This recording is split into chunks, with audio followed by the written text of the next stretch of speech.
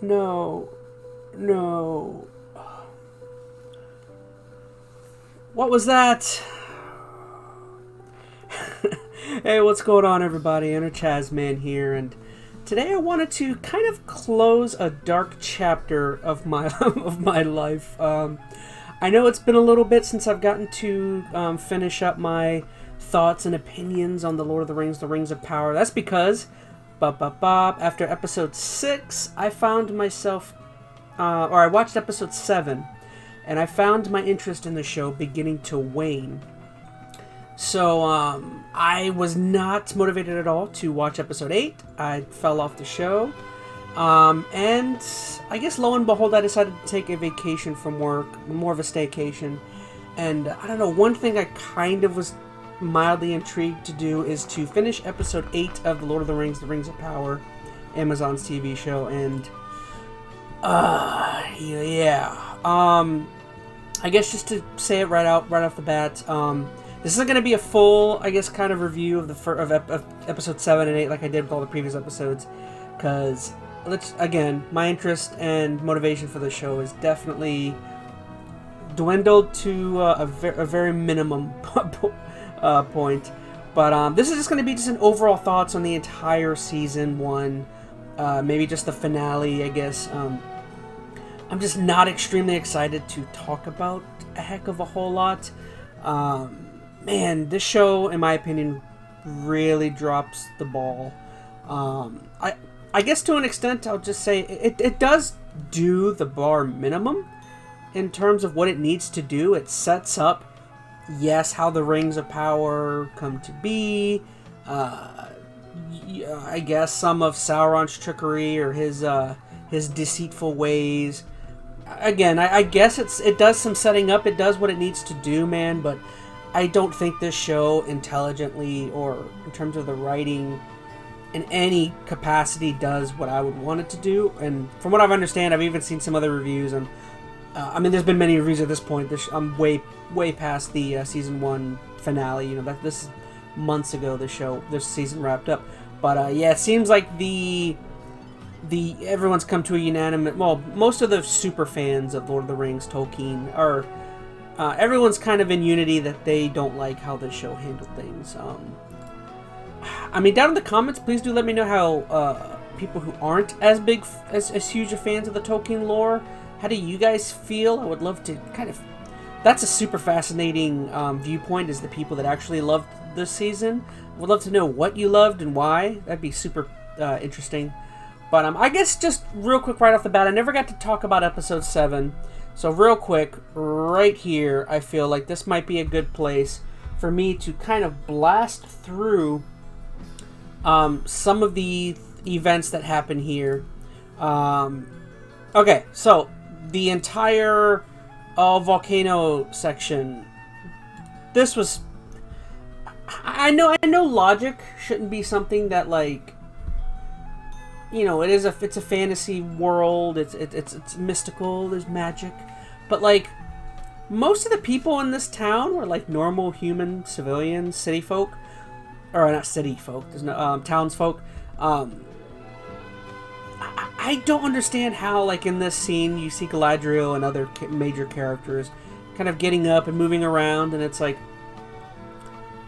dude, this is volcanic ash. Like, everyone should be obliterated here. Like, I don't understand how they were able to... Galadriel was able to find Bronwyn's son, and they survived, and then... gosh, I'm not even going to try and remember some of these characters. It's been so long since I watched the other episodes that, like, I'm kind of... what was... Oh, it's Elendil. Yeah, Elendil and Isildur. That whole plot line for me is wasted. I can't stand either of those characters. I honestly am at the point where I don't get why those characters are even here, to be honest.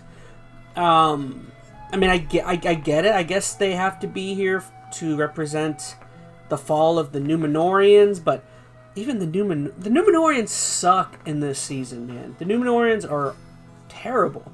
Like, they can't do, like, anything. They're not great. They don't come off as great fighters. They I don't know. I don't understand. Like, I thought the Numenorians were supposed to be like these great, fantastical fighters. Isildur and Elendil are like legendary characters in the books and stories, and I personally don't think they were done justice. I don't know. I could say this same thing is going to be forwarded on to many other characters in this season. I don't know. It's very, very curious decision to even have the Numenorians here. I mean, I guess I see why, is because the whole fall of Numenor is such a huge plot point, but I don't know. I will keep badgering it on. I couldn't stand Isildur, the Queen, Elendil, everything that's going on with the King. Like, I couldn't care less about it. And also, like, there's so many kind of plot points that they kind of don't even resolve or answer. And again, they're trying to get you to come to they're trying to get you to watch next season. We still don't know what happened with Isildur. I believe Elendil and everyone shipped their way back to Numenor, where the king has just recently died. So I guess there's that. There's the intrigue of what's going to happen now that the king's dead. Intrigue for who? Not for me. But let's keep going on. I'm just kind of, again, blasting through all of these plot points. We have the whole aspect here where, what is it, the stranger, or, come on, it's Gandalf. But you have the whole aspect of the stranger who, like, every time this wizard, who clearly is a wizard, every time he does something good or he comes off as, like, powerful, he accidentally does something that messes things up. A stupid plot point is something that they, like, they like hammered the nail of the head on that plot element all throughout the season, where he constantly does things that make him seem evil, that makes it seem he's only good for bad things. And it's like, after seeing episode 8, man, that kind of was your reward for seeing all of that, but to me it's not that to me it wasn't that pleasing to get. But I don't know, let's keep going. This is another thing that by the end, I'm already so bored talking about episode 7.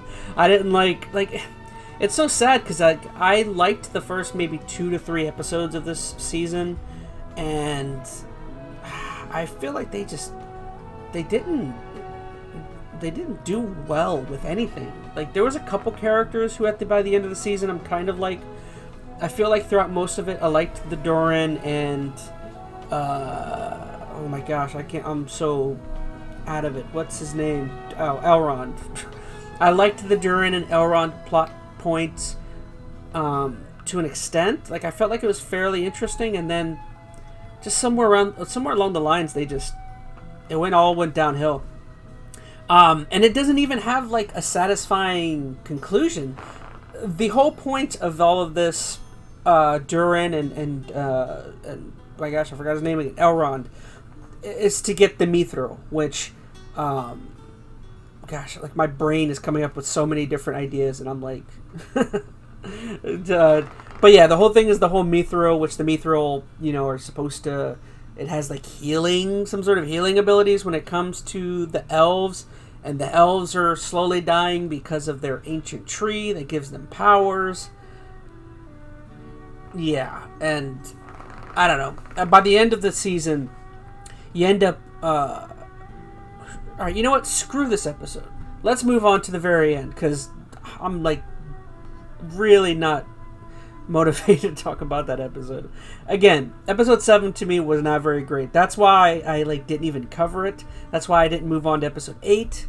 So yeah, I don't know. But essentially, yes, this at some point in the episode 6 or 7, that little mithril piece of it was given to Elrond, and that's because it has some sort of healing capabilities for the elves. They try to come to a deal where they want to give Durin's father, they want them to delve deeper into the mines to give them, so that they give them more mithril, so that they can heal their entire race. And Durin, the senior, ends up saying no, and it is, I will say one thing I appreciated about one of those sections, I think it was episode 7, but was when King Durin the First, he does say, he says no to helping the elves, and he does give a quote that it's basically, it's reminiscent from the first Fellowship of the Ring movie, where Gandalf says, the dwarves in Moria, they delve too greedily and too deep. And to an extent, Durin the First says something like that, and I really liked it. I thought that was really cool. Like, that's one of my favorite, like, Fellowship of the Ring is probably my favorite movie out of the three, so anytime there's even a subtle reference to that one, it's something that wins some brownie points with me, even if it wasn't a heck of a whole lot. But, yeah, so let's go ahead and dive into this. So, what was this episode? This episode was called Alloyed. So I'm just going to use this to kind of... something incredibly stupid. Where is it? Right here. So this episode begins with Celebrimbor, however you say it. Celebrimbor. One of the greatest blacksmiths in the entire world, entire galaxy, this guy is. And they make this guy seem like the biggest doofus. Like, he has absolutely no understanding of actual blacksmithing. Because when Galadriel, arrives into the city with Halbrand, and so, like, the elves are screwed because they only have this piece of the mithril, and they're trying to find a way to, Celebrimbor cannot think of any sort of way to use this little piece and multiply it or create more versions of it to help them survive. And Halbrand, who's like on death's bed basically, somehow gets out of bed without anybody knowing, heals up miraculously, and crawls downstairs to Celebrimbor's crappy looking blacksmithing area, and forge, I should say. And it's just like the whole scene is so counterintuitive. Everything is so... It's just the worst writing you can think of. Halbrand desperately needs Celebrimbor to replicate the mithril and to create something for him. And it's like so Halbrand is supposed to be like a great blacksmith himself. His father was a great blacksmith, apparently, although who was his father? Sauron. Who's Sauron's father? Is Morgoth Sauron's father? I don't know. But I actually don't know that too far with the lore. But yeah, so Halbrand's supposed to be a great blacksmith himself, but he doesn't seem... He needs Celebrimbor for some reason, even though he comes off in this scene as having more knowledge with how materials, resources, and blacksmithing works. So why does he need Celebrimbor if he, because he's the one that gives Celebrimbor the idea of, mixing metals in order to replicate the mithril resource to oh my gosh, it, hurts your brain thinking of, the writing. It's so why does Halbrand need Celebrimbor if Celebrimbor... Is it... They don't explain. I'm guessing because Celebrimbor is maybe better with his hands, and Halbrand is just more knowledgeable. But Halbrand is a blacksmith, so it's I don't know. I don't get why the two need each other. Halbrand should have been able to do all of this himself. They should have came through from the plot point of Halbrand needing the mithril more than Halbrand needing Celebrimbor. I feel like that would have been more interesting, because then you could have gotten Halbrand, making dealings, trying to, I don't know. Just what I got for me personally was not very satisfactory or pleasant. Yeah, so Celebrimbor and Halbrand come up with the idea, or Halbrand comes up with the idea of mixing the metals. And Celebrimbor is so he's so annoying here, because he's so what? I never would have. I'm a celebrated blacksmith who's been around for probably millennia, and I never once would have came up with the idea of mixing materials. It's bro, are you really Celebrimbor? Who the hell? This show, man. This show annoys me all to heck. I'm badgering on this one point. Let me go through my notes and try and fix myself.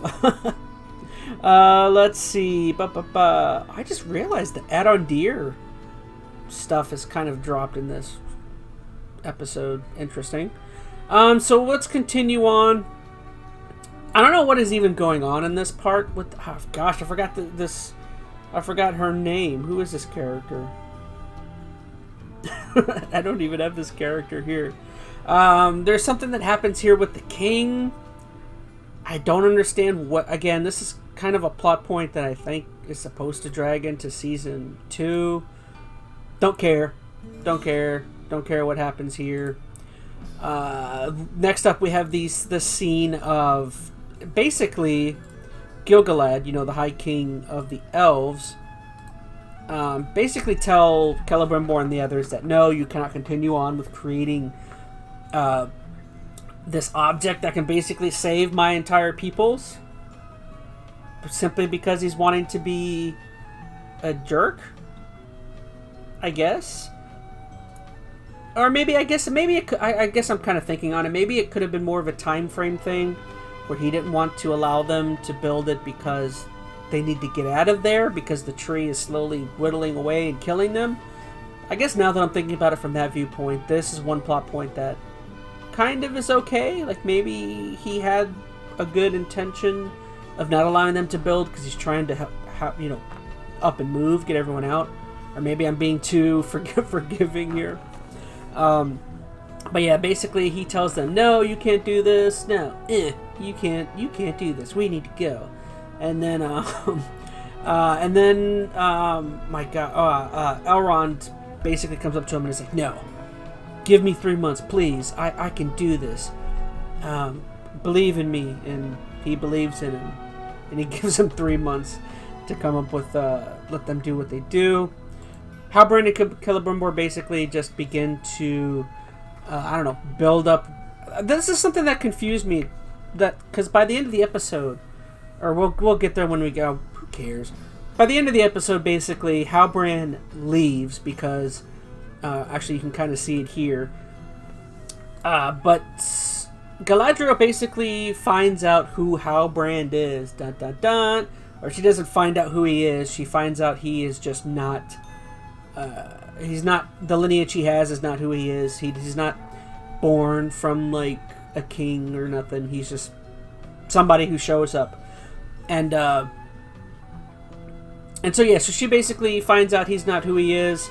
And the annoying thing about this, I feel like I just moved my trail of thought, but basically something that I very much annoyed by is how when she kind of figures out he is not who he is, and she starts, presenting him with some evidence and start trying to figure things out, is she confronts him about it, and it's annoying because Sauron, the Great Deceiver, someone who is like a liar, who can is very good with his words, someone who's very convincing.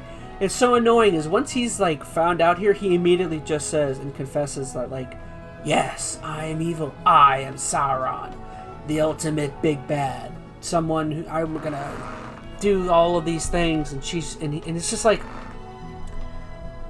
bro, you couldn't come up with better writing. You don't think the real actual Sauron, when found out, wouldn't continue to lie, wouldn't continue to deceive, wouldn't continue to play into he couldn't, when presented with when Galadriel presented him with that evidence, he could have been he could have said, I don't know, I'm a bastard, I'm my lineage goes deep or something, or I'm not, I did this, I lied to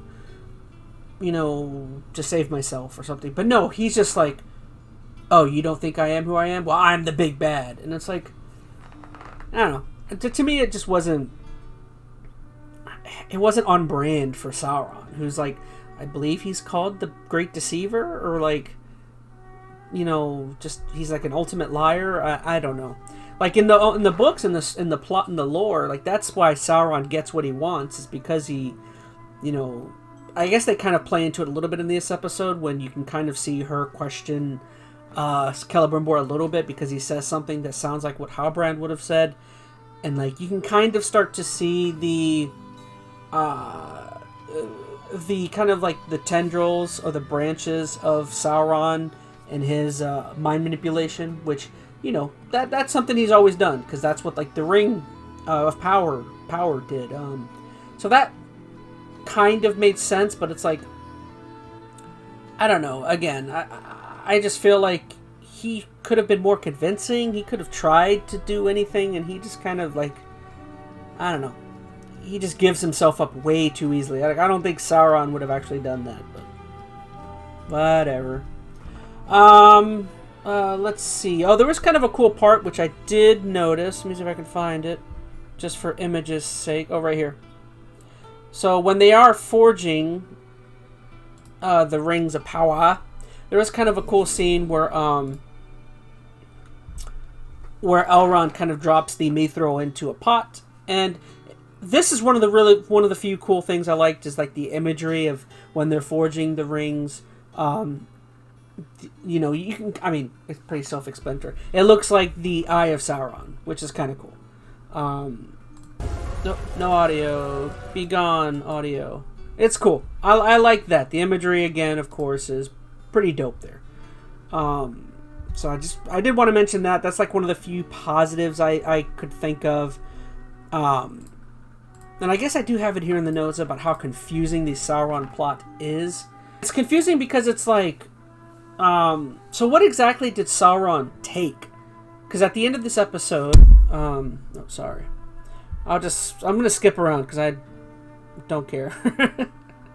But by the end of the episode, where is it? By the end of the episode right here, Sauron is basically at Mordor. And, because he, like, after the... I'm confused by what exactly happened at the smithing with Celebrimbor.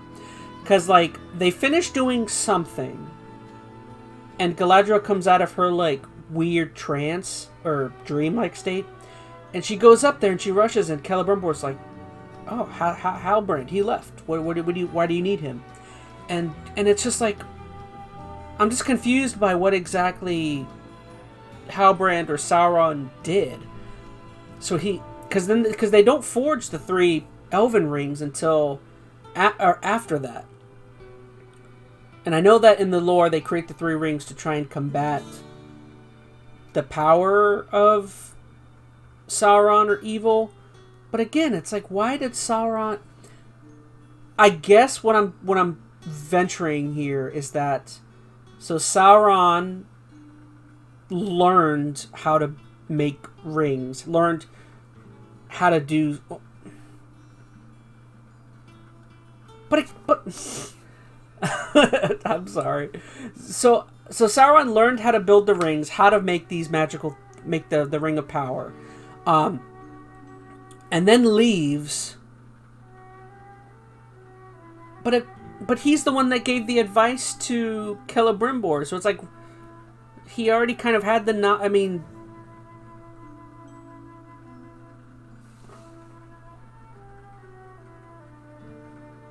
Okay, so Sauron gains the knowledge of how to create the rings from Celebrimbor, but those rings were only created because they had the mithril. So if those rings were only created because they had the mithril, then how is Sauron going to create his one ring?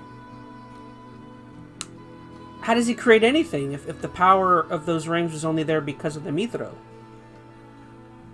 That's a major plot. I think that's a major plot hole. I'm not normally like plot hole man McGee, but like, so how does, I don't understand, because it has to lead into the rings, the 9 rings for men, the 7 for dwarves, and the Ring of Power still all have to happen. But I'm just, again, I'm just baffled by like the whole aspect of them creating the 3 rings. Again, I don't understand why Sauron was there at all with Celebrimbor.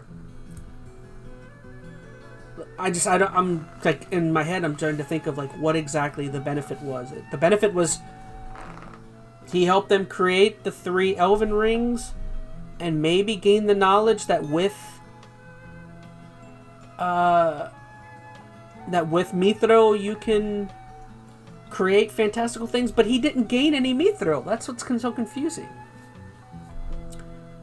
I mean, the only thing that would make sense in the next season is he would have to gain a large amount of Mithril for him to do what he wants to do.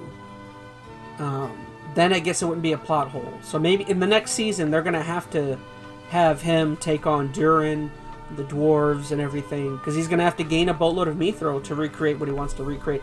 Unless they're going to walk around. That's a strong possibility as well. They could just walk around that whole plot point.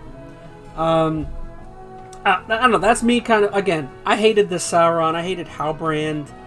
Everything in this season was so ham-fisted and so obvious. I think I have it in my notes. How did I phrase it? In my notes I even said, they did the obvious thing. And I was sure they weren't going to do the obvious thing. Like, from the beginning, like, your entire thoughts is like, you knew the stranger wasn't Sauron. It's so obvious he's not Sauron. He's,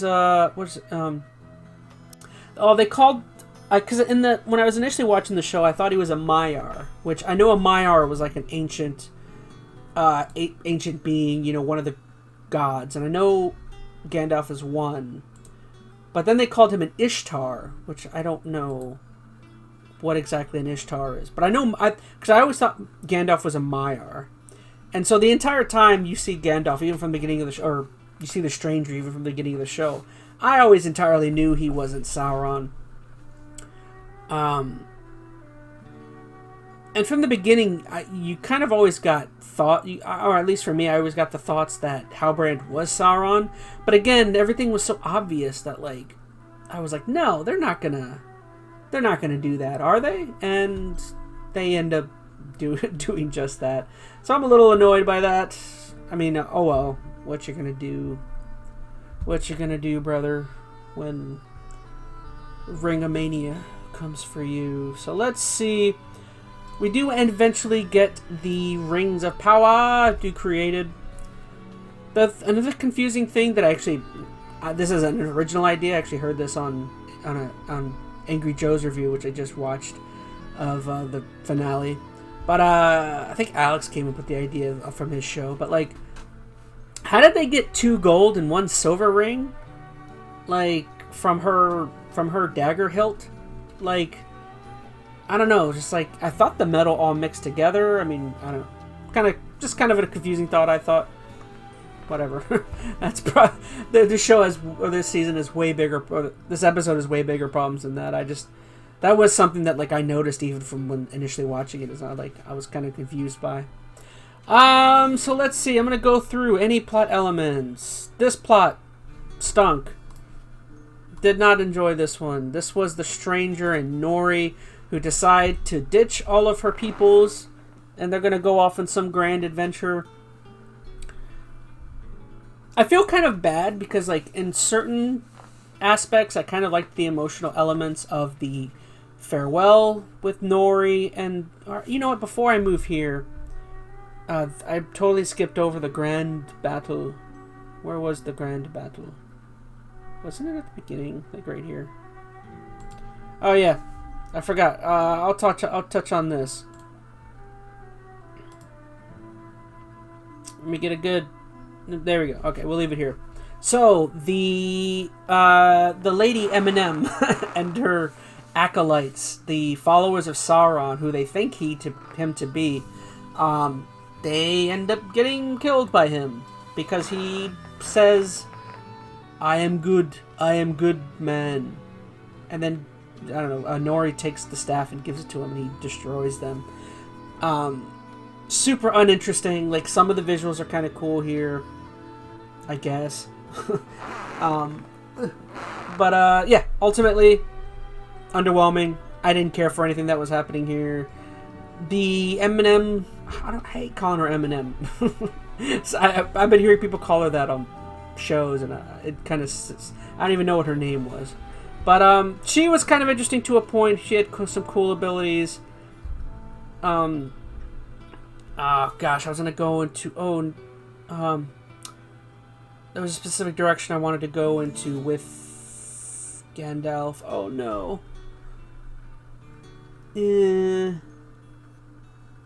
Oh, okay. I just found my point. So, something that I was incredibly annoyed by is right here. I'm trying to get a good image. Is essentially the three ladies.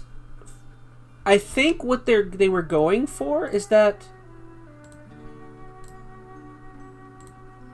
their ring wraiths? Is that what I was? Is that because when they died, it looked like they had. Yeah. So see, totally here, for some reason they showed them when he kills them to be ring wraiths, and it's like that makes absolutely no sense for them to be ring wraiths, because there would have to be rings for them to exist. And the rings haven't been created up at the point of this episode, so it's another plot hole. Again, there's a problem when I'm the guy seeing and pointing out your plot holes. I am a dum-dum. I should not be able to I should not be able to call out your plot holes. Like where are the lore masters? Where are like the super, like this show had an almost unimaginable budget. I think I said it in the first few episodes, the exact budget, but like this show had almost an unlimited budget when it comes to Amazon. They could have done any number of things to bring on people who are nerds, who could be like, that's not, they can't be ring wraiths because there's no rings. It's like, come on, dude. Like, I'm not the most intelligent man, but like, I should not be the one pointing out your plot holes. Like, again, this is me assuming they very well could not be ring wraiths. They could have just been ghosts or spirits of some sort. But to me, these look like ring wraiths in spirit form, and it's like they're not exactly Nazgul, but they are some sort of wraiths, and I think that's what they were going for. Again, I don't mean to be harsh, but I guess I do. I mean to be harsh. But yeah. What else is there to say, man? Like, I didn't like. Let me go through my list of characters. Galadriel was okay at first. Ended up being an incredibly dumb character in terms of the decision making. And I guess now that I'm thinking about it, gosh, I'm all over the place with my thoughts. But I was just thinking about it. I don't think any character in this season had an arc.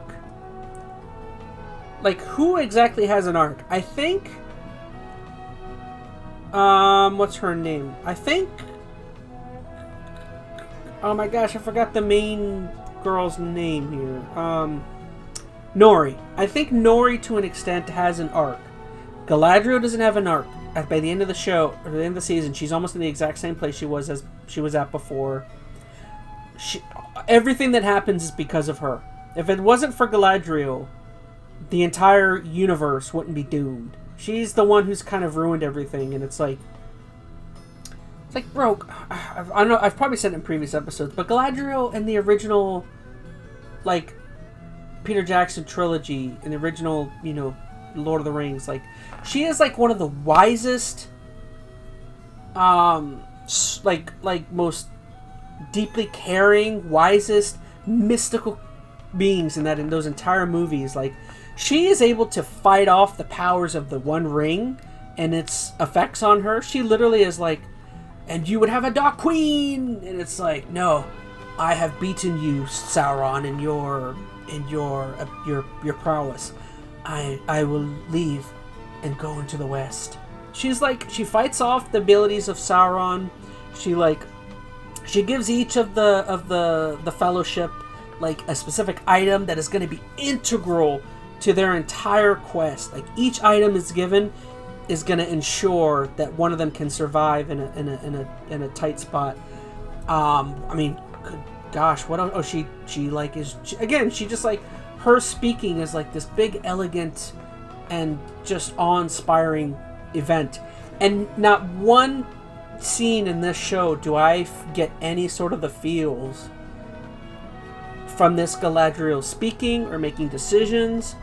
Everything she does ends up being a negative, and it sucks. It's like, bro, like, again, like Galadriel was an awesome character. Even in the Hobbit series, she had her little moments, and it's like, again, this show had an uphill climb, definitely. Like, when you compare, like, unfortunately for them, everything when it comes to Lord of the Rings fans like me are going to compare every little, it's going to be a nitpick. Every little aspect of the show is going to be compared to that original trilogy.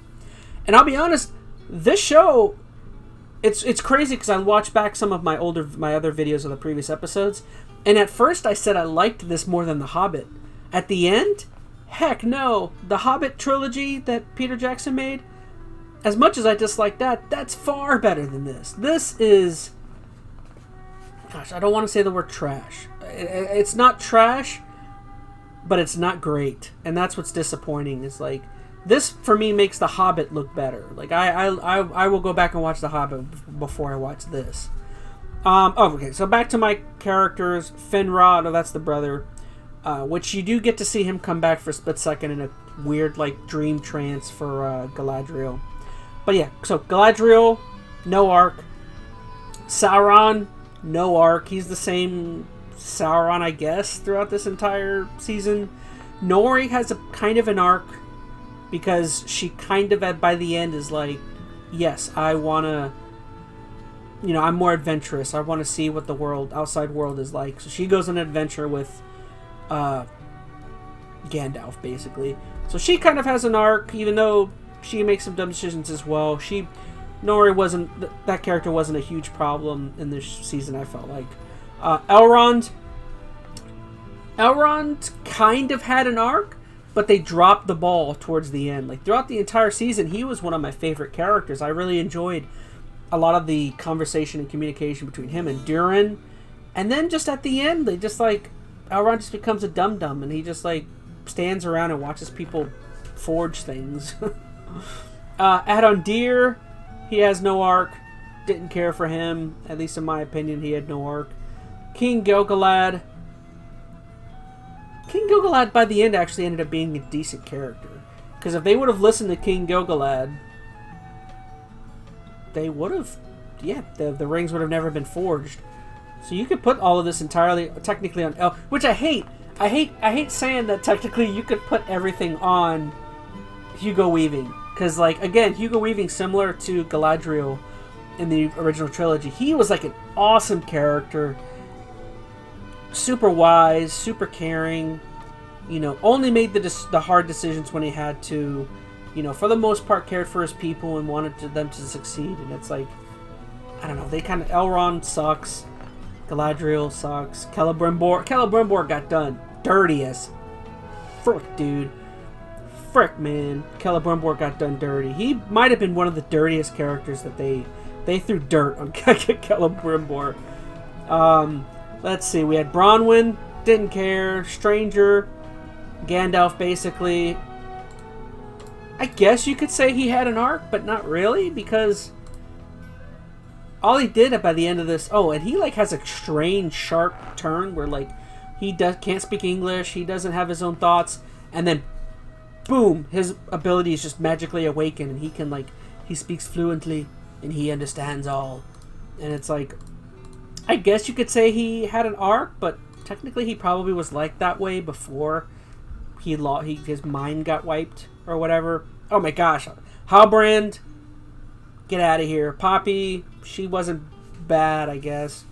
Elendil, Isildur, don't care about those characters. Durin, I liked him to an extent. He was one of the better, I feel like, actors. Him and Elrond, I liked their chemistry.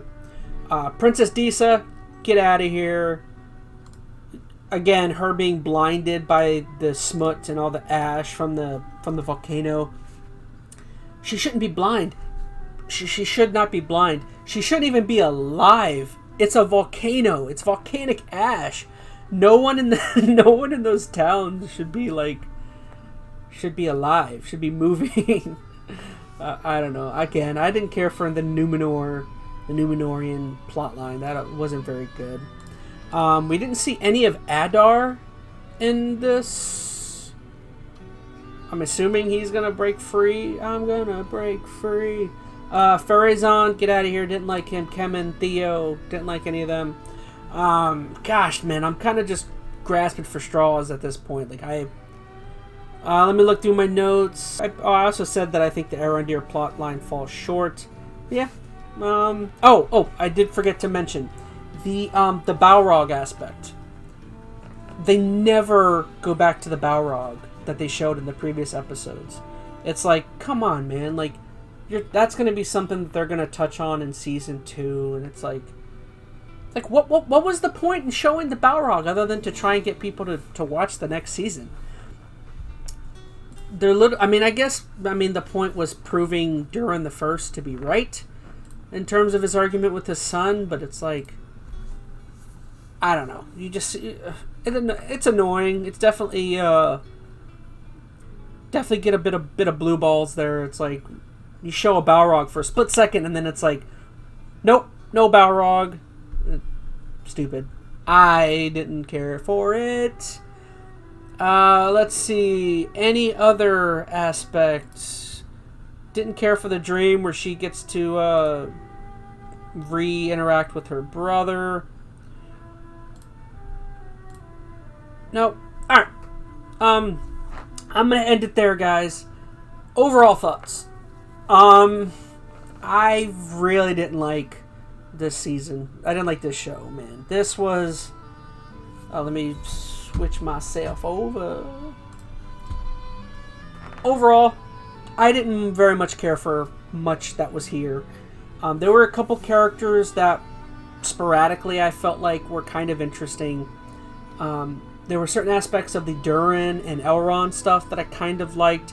Galadriel at the very beginning of the season was kind of interesting, and I don't know. The show just... I think it was the writers. I never once got the feeling with this show that there were like deep lore people that really cared about the Tolkien lore, and I feel like that's what's most disappointing. Is it's like there shouldn't, like, I know I'm self-deprecating, but like I shouldn't be the one pointing out the lore and how dumb some certain things are. Like, I don't know. I feel like you should have smarter people kind of, I don't know. Maybe they don't want to. Maybe they're not wanting to follow the lore to a T because they're wanting to forge their own path, come up with their own plot, their own story. And it's like, okay, you can do that, but like, I don't know, it just seems like a fruitless endeavor when like you have like the rawest of the raw, the like grade A, lore. You have like some of the greatest stories ever told in book form, and it's like, alright, you can do what you want, but whatever. I guess you do you, boo-boo. But gosh, I did want to also point out, please, whatever you do, if you're watching this, if you take nothing else from my thoughts, my opinions, whatever you do, if you just happen to skip straight towards the end of the season 1 video, gosh, man, do not let this be your entryway into Lord of the Rings or the Tolkien universe. This is about, in my opinion, this is about as bad an entryway as you could have. I mean, start anywhere else. I mean, shoot, start with the Hobbit Peter Jackson trilogy over this. Like, that's better. I mean, obviously, the Peter Jackson original trilogy is better. That's like the best, in my opinion. Go to the books. Start with the books. Any of the books. Hobbit, Lord of the Rings. I've never read the Silmarillion. I bet you it's better than this. Go read that. Silmarillion, the books, the Hobbit. Same thing with the movies. Start with any of those.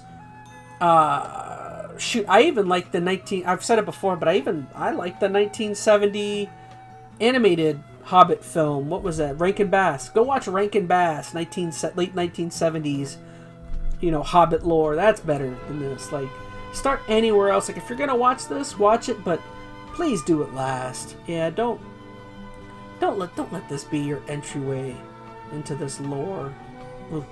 It's so bad it made my voice break. I guess overall, not great. I'm not interested in the season 2.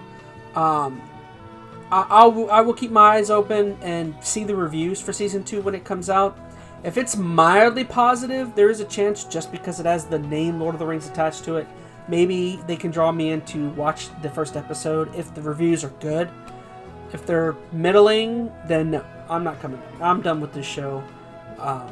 This is a real heartbreaker, man. This, to an extent, this is almost more of a heartbreaker than the Halo TV show. Simply because, like, I love Halo, but I love Lord of the Rings more than Halo, and this is, I don't, you know what, I take it back. This isn't even a heartbreaker. I've never considered myself somebody that says, oh, this ruins my childhood, or this ruins this. It's like, no, I'm able to disconnect this from Peter Jackson's work and Tolkien's original work. That's all untouched. Whatever. This was an interesting endeavor for me to kind of deep dive into and just see if I could get into it. Not for me. I'm pretty okay with where I'm at right now. Yeah, shoot, I guess that's it. That's all I got to say. Didn't like this. Superman, couple interesting points throughout, but ultimately for me, not enough to really keep my interest. But how did you guys feel about this season 1? I'd absolutely love, and down in the comments, to hear from some of the more, if you're a big lore nerd, if you're more deeper into the trenches in terms of Lord of the Rings lore, I would love to hear from you.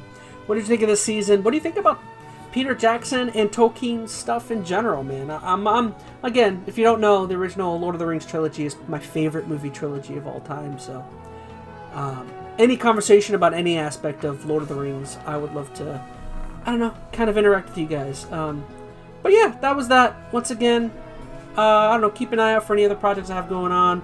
Keep an eye out for EnteR ChatZ MaN Podcast stuff we have. We do that every 2 weeks. But yeah, that was it. Once again, thank you so much for watching, guys. I love you. And I, of course, can't wait to see you on the next EnteR ChatZ MaN project or anything I have going on. So, once again, peace. Adios.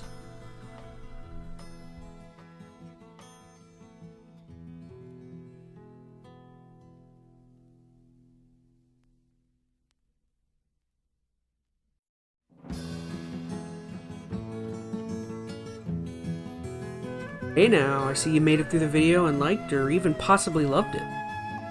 Well, if you want to see any more additional content or you'd like to get into contact with me, consider checking out some of my social medias right here. And if you'd like to go above and beyond and want to support my channel monetarily, here is also a couple places where you can do so. And if nothing else, simply liking, sharing, and subscribing would make me the happiest ChazmaN on the planet.